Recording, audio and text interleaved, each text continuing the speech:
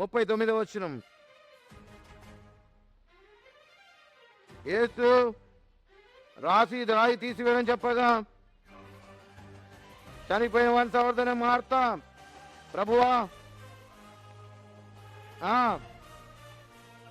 పాపము అపరాధముల చేత చనిపోయిన మరొకరకు, పాప అపరాధకులకు చనిపోయిన మరొకరకు యేసు క్రీస్తు ప్రభువారు బ్రతికించడానికి ఇక్కడికి వచ్చాడు. లాజరు సమాధి దగ్గరికి ఏ రీతిగా వచ్చాడు? మృతమైపోయిన మన ఆత్మలను రక్షించడానికి యేసు క్రీస్తు ప్రభువారు వచ్చారు. యేసు క్రీస్తు ప్రభువారు వచ్చి కుళ్ళిపోయిన, పాడైపోయిన, కట్లు కట్టబడ్డ ఆత్మను, భయంకరమైన స్థితిలో ఉన్న ఆత్మను పాతాళంలో నుంచి విడిపించడానికి యేసు క్రీస్తు ప్రభు ఆ యొక్క మన పాప జీవితము, మన శాప జీవితము, మన మృతతుల్యమైపోయిన జీవితాన్ని బ్రతికించడానికి, సమాధిలో నుంచి మనం విడిపించడానికి లాజరు సమాధి దగ్గరికి ఏ రీతిగా వచ్చాడు, మన సమాధి దగ్గరికి కూడా ఆ రీతిగానే వచ్చాడు యేసు ప్రభు. ఈ సత్యాన్ని గ్రహించడం లేదు ప్రజలు, ఈ సత్యాన్ని తెలుసుకోవడం లేదు ప్రజలు.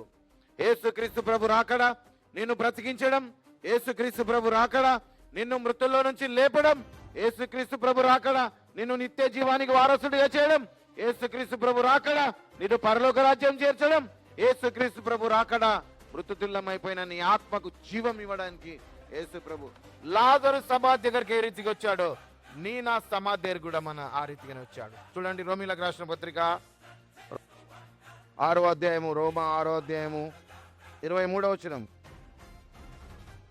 ఏలయనగా పాపం వలన వచ్చు జీతము మరణము. ఈ లోకంలో సృష్టి ఆరంభం నుంచి ఇప్పటి వరకు ప్రతి మానవుడు ఆజ్ఞను అతిక్రమించి పాపము చేస్తూ మృతమైపోయాడు. ఆజ్ఞ అతిక్రమమే పాపము. ఆ పాపం వలన వచ్చు జీతము మరణము.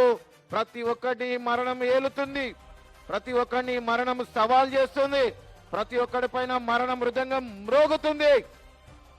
ఈ మరణం నుంచి విడిపించడానికే యేసు ప్రభు రాకడా, మరణం నుంచి జీవంలోనికి దాటించడానికే యేసు ప్రభు రాకడా.